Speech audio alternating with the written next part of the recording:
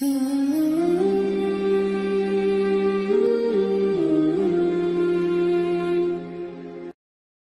ফন্টের কাজগুলো করবো। ফন্ট দেখেন, একটু ভালো করে খেয়াল করেন। ফন্টের মধ্যে প্রথম কি লেখা আছে দেখেন তো, এখানে কি লেখা আছে? এটাকে বলা হচ্ছে ফন্ট স্টাইল।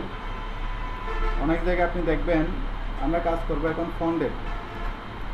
অনেক জায়গায় দেখবেন আপনার বিভিন্ন সাইনবোর্ড, ব্যানার, বিভিন্ন ডিজাইনের মধ্যে লেখাগুলো টানা হাতের থাকে। স্টাইলগুলো কীভাবে করা যায়? এটা ফন্ট স্টাইল দিয়ে করতে হয়। এখান থেকে যদি আমরা এরকম একটা ফন্ট সিলেক্ট করি, দেখেন তো টানা হাতের না লেখাগুলো। এখন আমার নিচের লেখা আর এটার মধ্যে ডিফারেন্স আছে, কারণ এটা অন্য আরেকটা ফন্ট আমরা ব্যবহার করছি। এটার উপর ক্লিক করলে জায়গাটা দেখেন কীভাবে আসছে, মাইক্রোসফট ওয়ার্ড। আচ্ছা, এখানে যে ফন্টটা ডিফল্ট একটা ফন্ট থাকে, ডিফল্ট ফন্ট এরকম। আপনি যখন ব্ল্যাঙ্ক ডকুমেন্টসে ক্লিক করলেন, এখন কোন ফন্ট আসছে এখানে?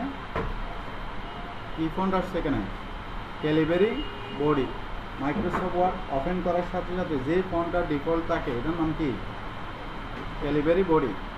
আমরা যখন মাইক্রোসফট ওয়ার্ড ওপেন করি, তখন ডিফল্ট যে ফন্ট থাকবে, তখন এই ফন্টের নাম হচ্ছে কি? ক্যালিবারি।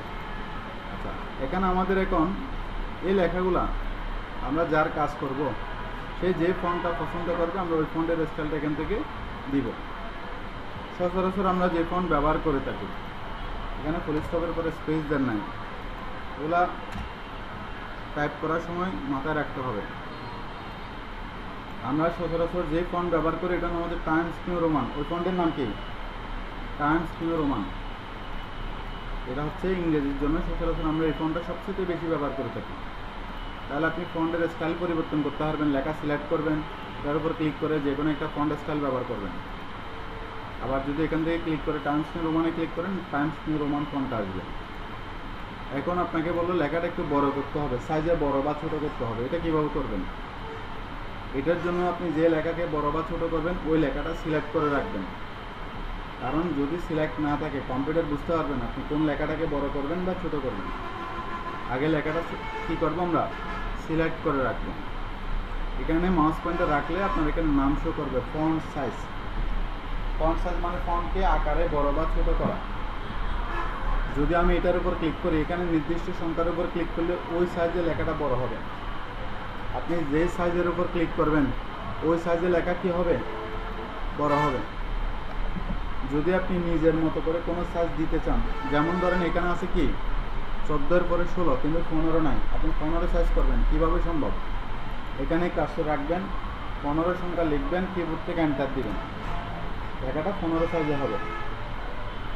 আবার ধরেন আপনি কোনো একজন ক্লায়েন্টের কাজ করতেছেন, সে আপনাকে বলে এটা আরেকটু বড় করেন, আরেকটু বড় করেন, মানে ধাপে ধাপে বড় করা। এই পাশে দেখেন দুইটাই আছে, দেখা হচ্ছে দুইটাই আছে, একটা বড় আয় আর একটা ছোট আয়। দুইটাই কিন্তু বড় হাতের, একটা আকারে দেখতে বড় আর একটা আকারে দেখতে ছোট।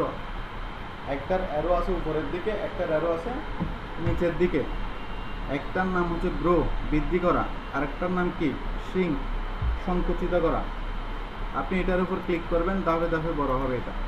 এটার উপর ক্লিক করবেন, ধাপে ধাপে ছোট হবে। বুঝতে পারছেন বিষয়টা?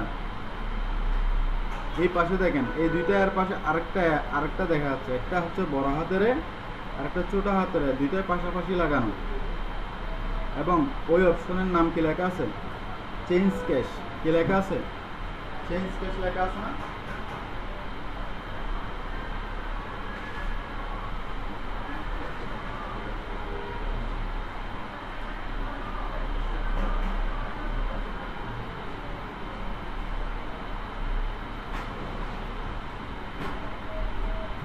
এখানে এখন যদি আপনি দেখেন চেঞ্জ ক্যাশে দুইটাকে আলাদা আলাদা ছিল, আর এখানে দুইটা একসাথে দিয়ে আছে। এটার মানে বোঝায় আপনার লেখাটাকে যদি বড় হাতের করেন বা ছোট হাতের করেন, কি বড় হাতের করেন বা ছোট হাতের করেন, এটা কীভাবে করা যায়? এটা করার জন্য আমরা যখন এটার উপর ক্লিক করে এরকম চিহ্ন থাকলে এটাকে বলবো কম্বো বাটন। এখানে আরও কিছু মনে করবেন, এর ভিতরে আরও কিছু অপশন এখানে আছে। এরকম যদি থাকে, দাগ থাকে, এরকম সিম্বলটা যদি থাকে, তাহলে আপনি মনে করবেন এর ভিতরে আরও কিছু আছে। ক্লিক করলেন, কি লেখা আছে এখানে? সেন্টেন্স ক্যাশ লেখা আছে। এখানে কি লেখা আছে? লোয়ার ক্যাশ লেখা আছে। এখানে কি লেখা আছে? আপার ক্যাশ। আচ্ছা, এটা সহজে মনে রাখার জন্য যদি আপনি ধরেন এটা সিলেক্ট করলেন, এটা একটা বাক্য না, এটা বাক্য শেষ হলে কেন লাস্টে একটা ফুল স্টপ দিয়ে আছে, ক্লিক করলাম, সেন্টেন্স কেসের মধ্যে দেখেন এসটা বড় করে দিয়ে আছে, শেষে একটা ফুল স্টপ আছে। এটার মানে হচ্ছে পুরা বাক্যের মধ্যে প্রথমটা বড় হবে, এসের মতো বড় হবে, আর বাকিগুলো ছোট হাতের হয়ে যাবে যদি আপনি এই অপশনটা ব্যবহার করেন। আবার এটাকে সিলেক্ট করলাম, এটার উপর ক্লিক করলাম, লোয়ার কেস লেখাটা কীরকম, সবগুলো ছোট হাতের না। যদি আমরা এটার উপর ক্লিক করি তাহলে আমাদের সব লেখাগুলো কি হয়ে যাবে, ছোট হাতের হয়ে যাবে, লোয়ার কেসের মতো, এই যে এই স্টাইলে হবে। আপার কেস সব লেখা বড় হাতের না, আপার কেস লেখাটা কীভাবে লিখছে, সব বড় হাতের দিয়ে লিখছে।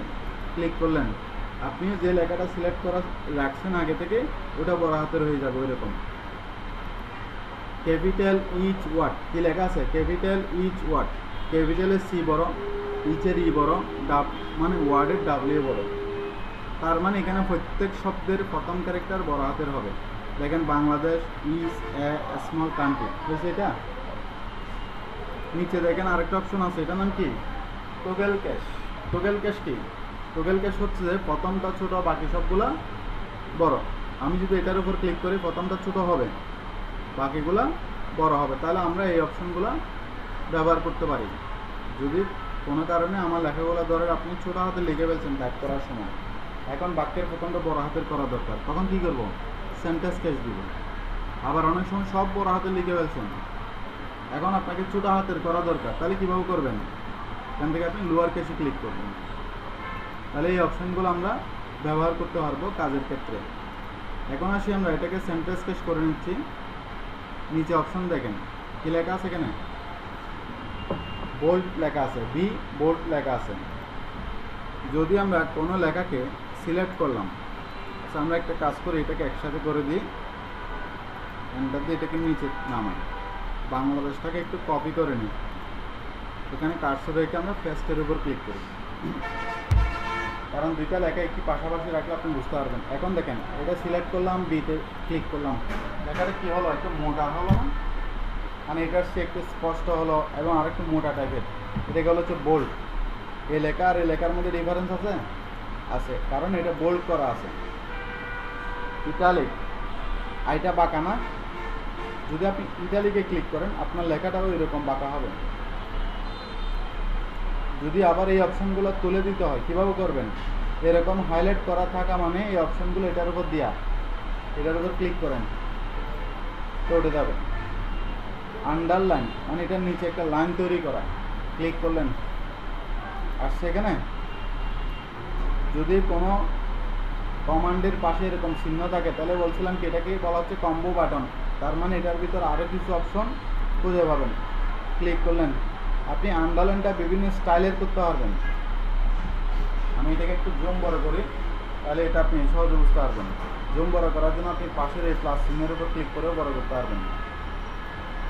নিচে একটা আন্ডারলাইন দেখাচ্ছে, এখন আপনাকে বললো আন্ডারলাইনের ভিন্ন কালার দেন, আন্ডারলাইন কালারে আসবেন, এখান থেকে আপনি যে কোনো একটা কালার ইউজ করতে পারেন,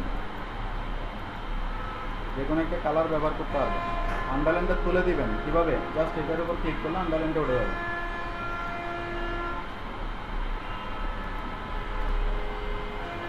এটার পাশে এটার নাম কি দেখেন কি লেখা আছে এখানে। আচ্ছা এই অপশনের কাজ কি, অনেক সময় ধরেন বিভিন্ন প্রোডাক্ট আগে 250 টাকা বিক্রি করতো, এখন এটার দাম কমা হয়ে গেল 200 টাকা। এই 250 টাকাটাকে ডিলেট বা না বোঝানোর জন্য কি করা হয়, এভাবে কাটা হয়। আমরা এই অপশনটা ব্যবহার করবো কী জন্য, এভাবে না বা ডিলেট বোঝানোর জন্য।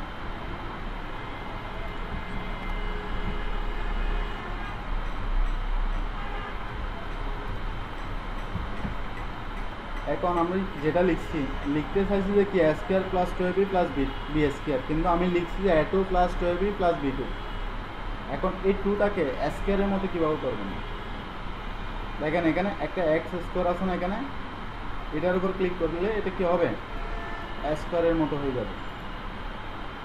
আচ্ছা অনেক সময় আবার এরকম কিছু বিষয় লিখতে হয় H2O, এখন 2টাকে একটু নিচের দিকে নামানো দরকার, এই পাওয়ারটা কীভাবে করবেন, এটার উপর ক্লিক করবেন, এটাকে বলা হচ্ছে সুপার স্কেপ এবং সাবস্কেপ।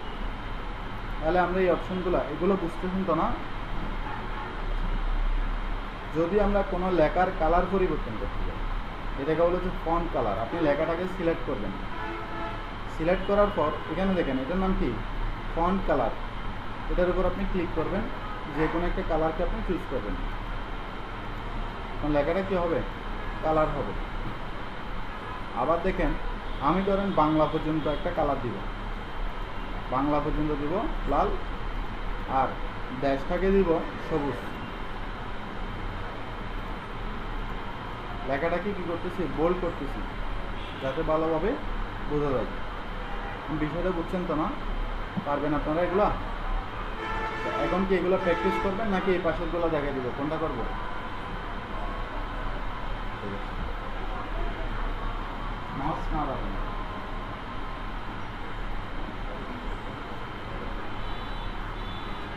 করছিলেন না, এটা আজকে আমি পুরোটাই করে